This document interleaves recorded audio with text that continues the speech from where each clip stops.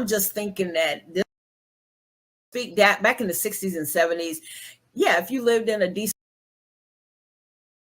She spoke that into you, and but you stepped up to it. Who is this Sandy that would step up to something like that? Did that Sandy know? You know, if you could share some of your story, because I know some of it, but our audience doesn't. And the journey that you've been on is remarkable. yeah. And to know you're a licensed evangelist, of course. So I think not for that, you probably wouldn't be sitting in that chair able to share any of this. But Yeah. tell us, start us a little bit at the beginning. Okay. How did we get to this remarkable woman we call Dr. Sandy Sanders today? Wow. I'll start with Trailblazers Who Lead. When I with Trailblazers Who Lead, I talk about growing up and not knowing who my mother really was. Excuse me. And because my father's sister raised me. And growing up, with two of my sisters, there's five of us. But the one my sister that I grew up with, we both have the same mother and father. And so our father, his sister raised us. And we were born, our mother, and I say was, she's no longer with us. She has transitioned, Hispanic, Puerto Rican, and African-American man. So I didn't grow up knowing my culture. I didn't know anything about my culture. I was raised as an African-American, a Black female. Right. But I didn't know my culture, but I knew something was different about me. And Black Latina like me. So, okay. Thank you, Jesus. So you always know that something's missing. Something was wrong. Something's missing. And I was told, you're not going to be this, you're not going to be that. I was really told some negative things. And I talk about by individuals that were supposed to have protected me, who were supposed to, nurture me and raise me up. And that wasn't all the time. That, those kind of words came out whenever I was being disobedient. I wasn't doing what I was supposed to do. And so, but so to speak, that back in the 60s and 70s, yeah, if you lived in a decent neighborhood, you lived in an all-white neighborhood. Okay, so that's what I did. I grew up, my aunt, that's where she lived. And so we were kind of raised good, but in behind the closed doors, it was kind of like you was going through some crazy stuff. And so anyway, so I was rebellious, and yeah, I got pregnant my first year in college. And I experienced with, like everybody else, I was smoking weed, out of high school and all of that. Yeah. So my life was really going in a spiral downhill because my very first experience of a domestic violence situation was with a guy who I had met. And to the point that I can remember being choked. I was 19, probably not big as this, skinny as I could be, lived in a trailer park. And I'll never forget, somehow both of us drinking, getting high, but I'll never forget, and he was beating me. And I remember him choking, and I can tell you now, remember him choking me to the point that I was losing consciousness. Wow. And there I was, nobody knew until eventually I did tell my sister. And so they got me out of that situation by sending me to New Jersey. And so that kind of story where you talk about a young girl leaving a child behind and all of that, my oldest daughter, yeah, I left her behind with my aunt to raise so that I could get away from this person who was trying to kill me. And I was 19, 20 years old. I was like 20, 21. So sent me to New Jersey. So my whole point there is, while in New Jersey, my aunt and uncle, I ended up working in New York finding a really good job. And I meet someone who in the 80s, so we're talking 1983, 84, somewhere around in there, Mhm. and introduced me to cocaine. Oh, I'm, Lord have I'm mercy. working on Wall Street, girl. Little black girl from Wow. the South. I'm working on Wall Street in a temp agency. Mm. My point is, and so I get introduced to this drug, Right. and I was again going down a spiral. And my self-esteem, I'm just thinking that this was it, this was it. And I can remember being so high. I tell people this, my story is that I was so high. I was on 34th Street in a hotel, had been drinking all night, I had been getting high, and Right. seeing the hand come through the door did not, I definitely wasn't what we call tripping back then. That's not what that was. Wow. It took my high on out. And Dr. Tanya, I could have been killed. This is what I did. This is really part of my Oh, story. sure. I could have been killed because at that time, there were women being killed by a serial killer in New York at that time. And so Was it the Son of Sam killer? this was a serial killer in 85. It was in 84, 85, and women were being killed in alleys. They were finding women in alleys and whatever. No one knew that. My aunt and uncle didn't know I was in the hotel. My family in North Carolina didn't know who had my child. No one knew. And I somehow got out of that situation and met my children's father. And I tell you, marrying him saved my life. Wow. It saved my life. Although our marriage was only lasted 7 years, but out of that came the birth of our children. And and out of that 7 years, God allowed me to settle down and be a mom, but I still had some issues. I had a drinking issue. Yeah. And life was just, going through some things. And yeah, we were drinking, we were still partying, we were still doing. And it got to a point that I didn't want to continue that.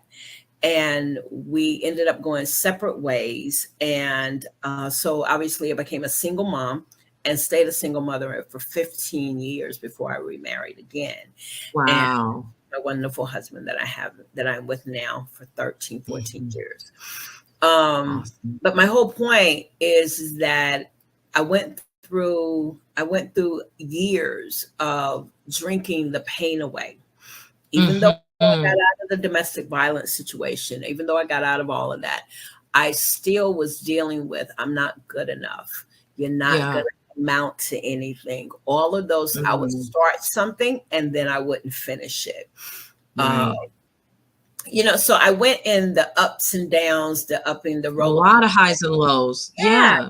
A lot. And I landed a really good job at telecommunications company right there in Charlotte. We won't say who it is, but big one in the 90s. And so I was with them for over 8 years. And in that 8 years, I experienced the domestic violence.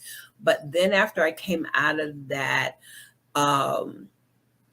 it seemed like that I had to get to a point that I literally had to say enough is enough. I was raising 2 teenage children, and I would go to work every day, but come home at night, grab that 6-pack of Coronas. I was just trying to drink the pain away until God. It was your number. It was your number, right? Oh yeah.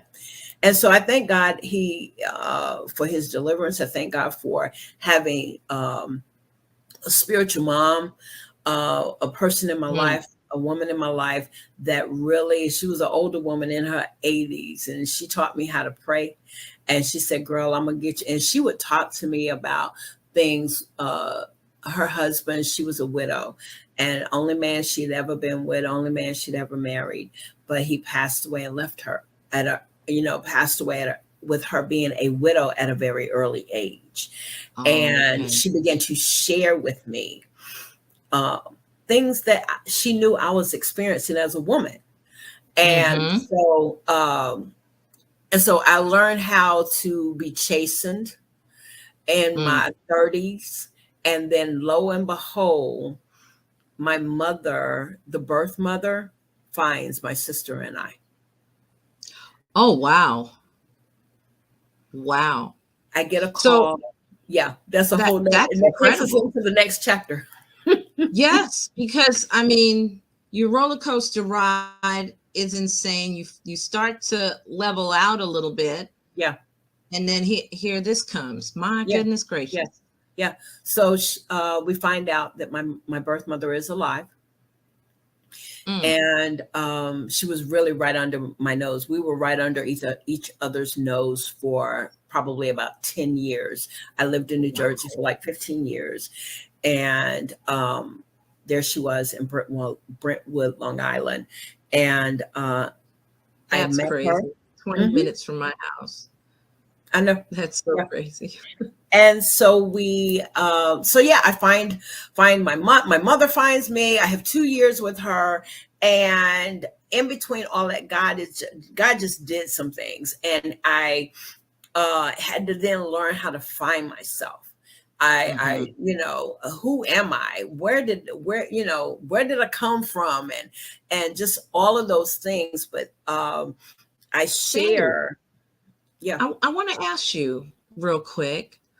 Were you walking with him through those valleys when all of that was going on? Were you popping into church after the club on Sunday, or going or not going? I mean, on Saturday night, or Mhm. what was your walk looking like? Because I'm sure there's some women that'll be watching this thinking, well, she was having a good time. I wonder, you Yeah, know, yeah. if she was walking with him. How was your faith at that time? My faith was, I grew up in the church. In home, my mom, my aunt, you not going out on a Saturday night thinking you're gonna get up on Sunday morning singing in the choir. No, so I was not allowed to go out on Saturday night until I got grown. Call myself getting grown. Hmm. There were seasons that I went through a season of not going to church at all, and I Hmm. knew, because see, I got saved when I was 16, and Okay. so I always had a love and a hunger for the Lord, but I was in a backslidden state. And Yeah. what that looked like was I I was wanting to do what I wanted to do.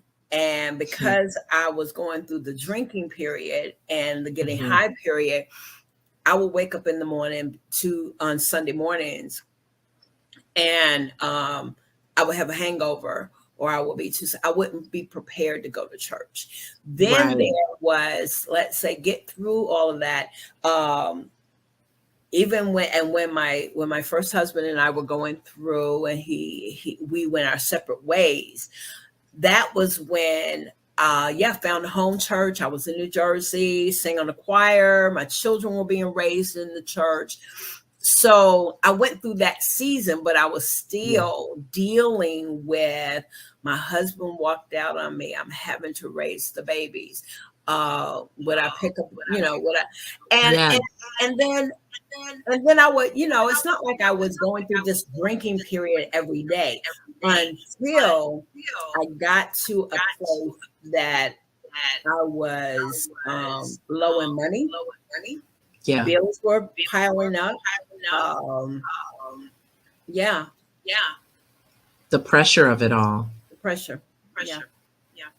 And sometimes I think, I mean, I have so much respect for single moms, um, because that pressure, I couldn't even begin to imagine. Yeah. My dad was gone a lot, but he was there, Yeah. you know, but it was a lot. I was mommy number two, helping my mom with the six of us. Yeah. So I couldn't even imagine a single mom with even just one child. It The is. burden is heavy. Talk about two, three, or four of them. Yeah. Yeah. Oof. Yeah. Yeah. Yeah, my daughters are single parents, and Mhm. I look back at them, but then they'll say to me, "Mom, you were strong." They don't, and we talk about things that have come out in the book and in the various chapters of different books. But I want to go back to Trailblazers Who Lead because I didn't think that I should have been in that book, and I told her Mm. because I didn't even then 5 years ago, and I think we did that book about 5 years ago. Yeah, you didn't see I yourself didn't see with myself that as title, a huh? trailblazer, but Right. then I had a story. I had a story to tell. And the story is that when time and destiny comes together, and what that talks about is how I went through the negative, how I had to overcome the negative Mm. words that were spoken to me. The Bible says Mhm. is that we're overcomers by the blood of the Lamb and the word of our testimony. And Yeah. that we are also fearfully and wonderfully made. Wonderfully made. Yeah. Philippians 1:6 talks about he says, be confident in this one thing, that he who Mm. began a good work in you shall complete it until the day of Complete Jesus it. Christ. Yeah. Those were the scriptures that kept me going. Mm. And when I moved to Mississippi, I went to I stopped dating. That was my breakthrough. I went through 4 years because, see, you got to remember, I had been married. I had lived with a man. Mhm. That's why my spiritual mother, I thank God for her because she taught to me, yes, women, we're going to fall. And she taught me how. And for 4 years, Tanya, I literally had to go through that season. I would not place myself in an atmosphere where there would be men. And the reason, and I used to pray, God, don't, because let's talk about the sensuality. When women are sensual, we're feminine. And I love the femininity of myself. I'm a woman. And Right. we got our stride. We know we look good, and that's how I was feeling. And I knew that I did not.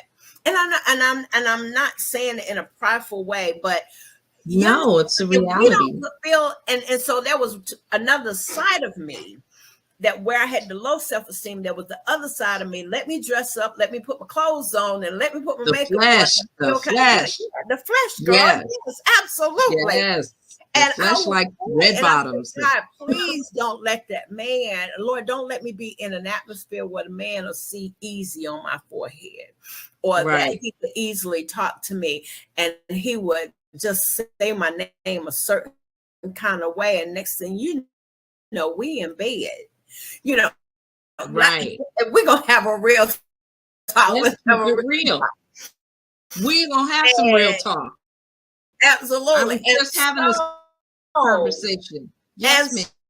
So, and I'm looking, and yes, as you said, real people, real topics, real talk. And that's so right. for that 4 years, I pray, and I'm working in a corporate office with there tons of really handsome, fine men. But I had to say, Lord Jesus, because I knew I wanted to be delivered. Yeah. Did I do certain, and so I made sure that I spent quality time with my children. I made sure that, and I made sure, and I was in church. I was in an amazing ministry, and God began to pull the ministry of evangelism really out. And in that was when I accepted my calling. Technically, I really had received my call. God had called me. They say, okay, how do you know God called? I heard him say, you're going to preach the gospel. Yeah. And he initially gave me the call in 10 years earlier, but it was 10 years later that I actually said, yes, Lord, I surrender. And it was in that 4-year process and so here's the thing.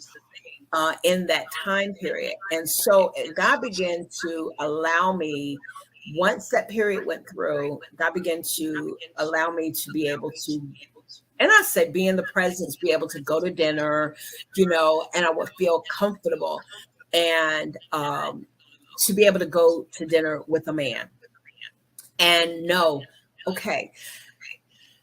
And I'm gonna be okay. I can handle this. I can handle this. And right. Okay. See you. Good night. Thank you for a wonderful dinner. I enjoyed your company. And goodbye. Right. That's so real, Sandy. You know why? Because there are so many women that they couldn't even imagine feeling not, I guess what I'm trying to say is they wouldn't put themselves in a position to not be near a man. They wouldn't take that. They wouldn't sanctify themselves for fear of missing out on something. And really they would look at that as a weakness. Oh, well, she was so weak, she couldn't be around a man. Now all of a sudden she can be. But what they fail to recognize is it is you're sanctifying yourself. You're setting yourself apart on purpose. Yeah. Right? Right. And you know what? And I'm glad you're saying that, because I didn't see it that way back then. All I knew is that, and that's what the word says, is that be ye separated, come out from among them and be ye separated. Yes. And I didn't see it like that then, but I see it now. And thank you, because I couldn't identify, I couldn't put words to it. All I knew is that it was a 4-year period. And 4 years is a long time, but girl, we won't even talk about that. Yes. So fast, because it was times I would pray for hours. It was that time of him digging out all of the stuff out of me. And so, and so in that was when, fast forwarding, when I talk about the time and destiny, not really identifying my call in ministry, I'm thinking I was going to have on the gorgeous robe and the stilettos, and girl, I'm going to be preaching in the pulpit the whole night, the whole look. Yes. But in 2009, prior to that, I was in the bed and the Lord just began to speak to me in a dream and said, you're gonna preach the gospel in a pair of jeans. And I woke up laughing. A pair of jeans. And a pair of jeans. And how it came to pass was when God brought me here and I moved here. And of course I married my husband, but I was at our ministry where the Lord has sent me and planted me there. I've been there ever since. I've been here for going into 14 years. And he said, okay, and he, checked my credentials. I was licensed back in Charlotte and at our ministry. And so I came here and showed him my credentials, and he said, okay, all right. And so he had a meeting with the other ministers, and he said, okay, what we're going to do, we're going to start by going to the jail. And I need you all to go ahead and get your applications done and all of this, right? And get your background checks and all that. Yeah. Oh my goodness, Dr. Tanya, I thought my ears were I took off in my spirit running. What that means is that when he said it, honey, I was doing everything. I made sure I made the call. I did all of that. And the other ministers, they were like dragging their feet, the other women, and so I came back and I said, here. And he said, Evangelist, you went kind of fast. I said, well, that's what you want me to do. That's right. So saith the Lord, let's go. I even signed up and within a short period of time, everything came back good. And then they signed me up for the classes. And he said, okay, so you're going to go. And I said, what you want me to do? And he said, yes, that is. So I go to the jail. I get assigned to the trainer. Fast forward, I'm now in my own classroom. I'm now teaching the female inmates, and I start talking. I'm there now probably about 2 or 3 months, and I start talking, and all of a sudden, I'm hearing God literally in my ear while I'm talking. So here Wow. I hear the Lord saying, this is why you didn't die. This is why I didn't allow you Oh, to get killed. Jesus. When you were drunk driving, leaving the club and not knowing how you got home. This is why. And I'm stopping. And so I talk about destiny and time. I never knew that I was called into jail ministry. I never knew that God wanted me to be in a Jesus. place to minister to women that were incarcerated. Mm, And and from there it just went on, and I went leading up to COVID. I did jail prison ministry for 8 years. I wow. ministered to women that were life offenders that were leaving our local jail going into prison and Mm, serving life sentences. Women that wow. wanted to commit suicide and wanted to kill their own children, were able to minister to them. And it's nobody but the Lord Yeah, I that was just going to say the same thing. nobody That's but the incredible. hmm And I hmm mean, wow. That's yeah, incredible because he had you walk through, but yet did not let you fall completely. He had you walk through a lot of things that they can relate to so that they could relate to you, so hmm he could have them yeah, come to him. yeah, That, I mean, you know, when you get it, when that moment comes, when you know God's using you, yeah. it's so incredibly Isn't it? powerful. Isn't it? Yeah. It's like, it's him. I want you to talk about, because this is something um very well, and that is the power of a story. We're going to take a quick break, but when we come back, I want you to share that, because if anybody in this world knows about the difference that a life walk put on pages can make, I know it's you, Dr. Sandy. So hold on tight, guys. We're going to pay a couple of bills, and then we're going to come back and talk to Dr. Sandy one more time.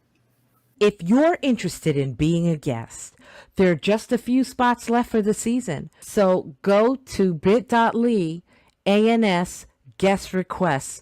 Or if you're watching the video, just scan that QR code and fill out the form. We would love to have you so you can share your story of triumph with the world. We are back.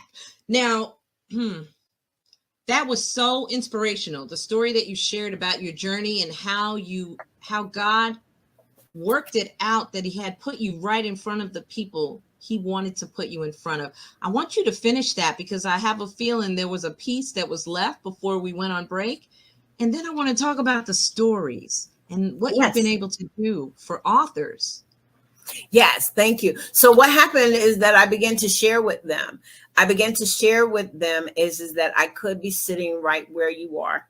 Oh, But because God saved my life, but because not only did he prevent me from killing someone as a drunk driver, um, or killing myself and my right. children would be motherless, um, God saved me literally. And when I say save, accepting Jesus Christ is one thing, Hmm. but I believe is that when we literally are saved, and we haven't been fully saved yet because he hasn't come back, but we are saved. And so when I accepted Jesus Christ, but then when I really understood that he saved my life Mm-hmm. and he died on the cross for me. So I began to share that story, and it made me, what you talk about, being more relatable.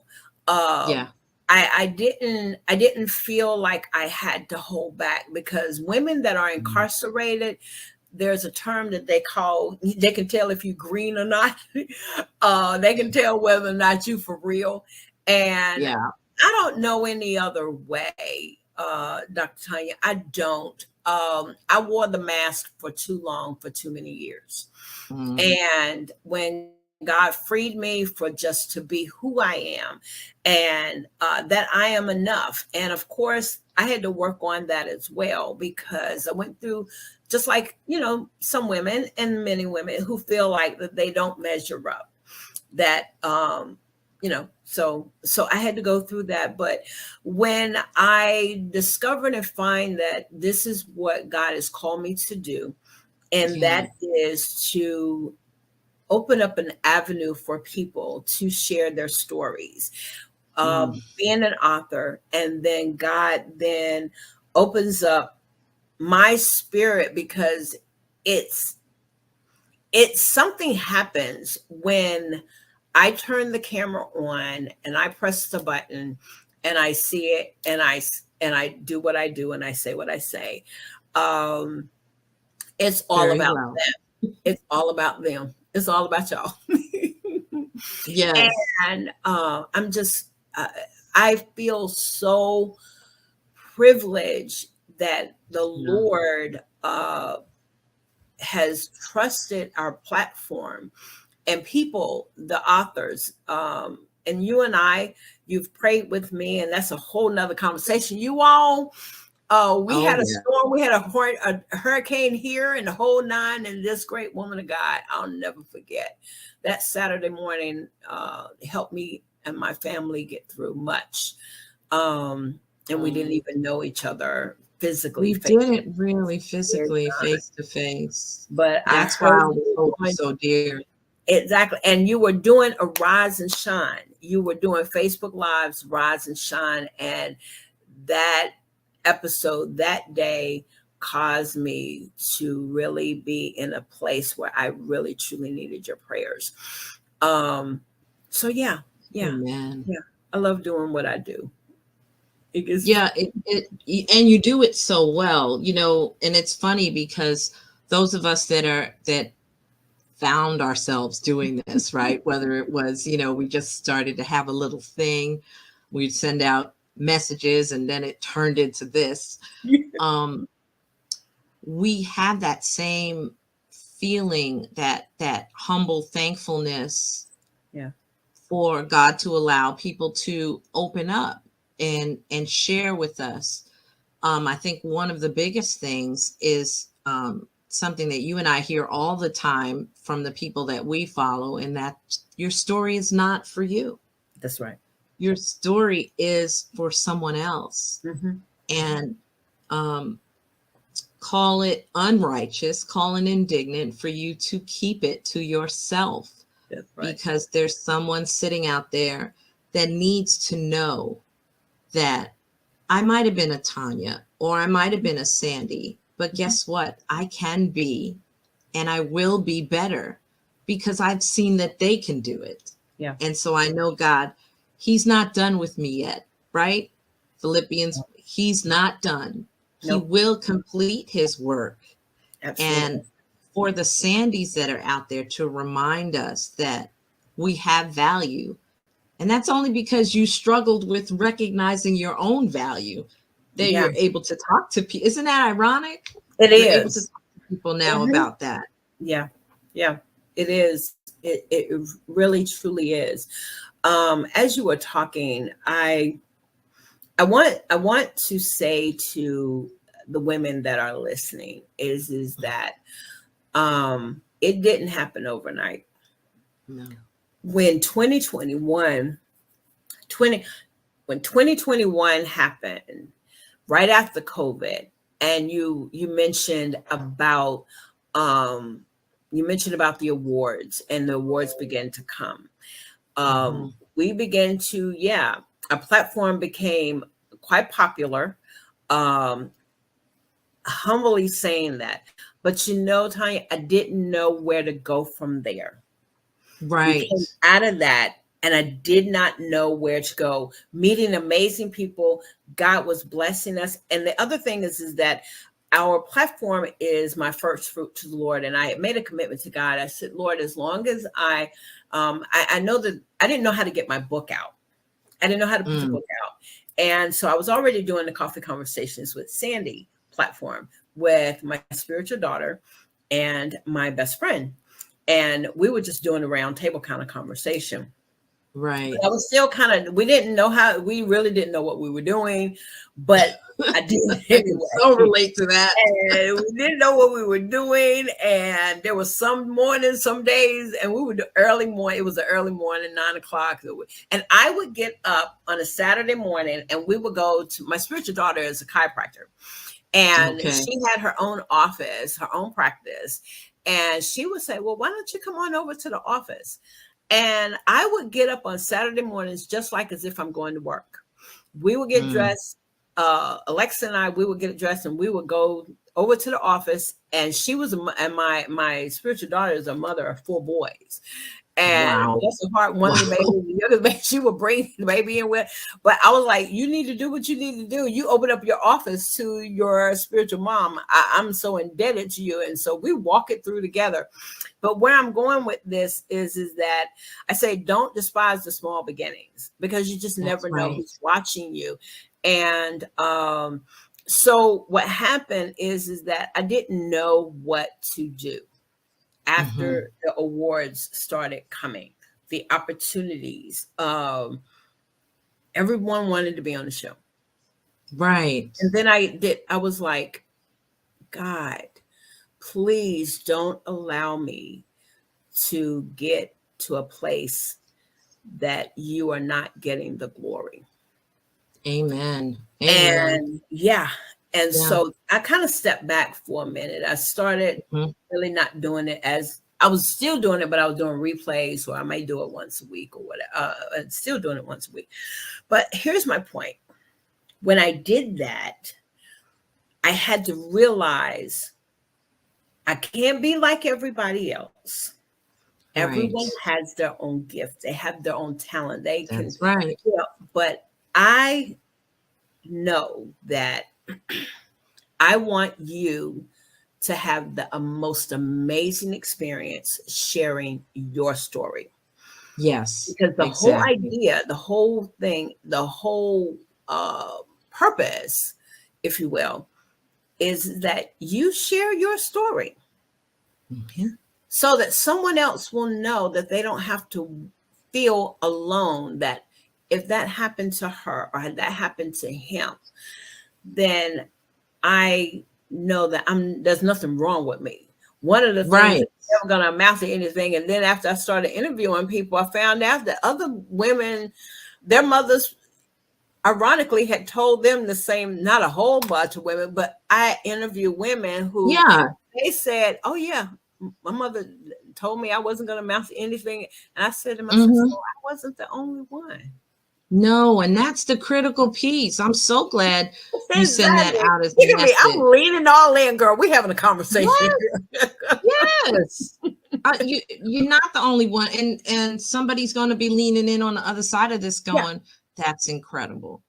That's incredible that she came through all of that. And now she's sitting with accolades. She has an honorary doctorate. She has raised beautiful children, has grandchildren. She has fruit. She has fruit. But there was a time when fruit was unimaginable. There was a time when she was losing consciousness and almost gone. So the comeback is real, you guys. And that's why Arise and Shine is here, because there's so many extraordinary people that, like I always say, they could be in the cube next to you at the office. You have no idea the power that you're sitting next to until you hear their story. Yourself, that you're walking. Yes. Amen, Sandy. Let me tell you what, the honorary doctorate that came about. Someone had seen me. An amazing minister out of Atlanta, not a big ministry, a small ministry, but had seen work that I had done. One of the works was, we began to see, and it was happening in Charlotte, happening in Chicago. It was happening everywhere you were turning around, you all, Black men were getting shot. Kids were getting shot, and they still are. But what happened prior to COVID, and the Lord, I went to my bishop, I said, we need to have a prayer vigil or something. God is telling me to pray. That's all he's telling me to do, is to call together some youth and pray.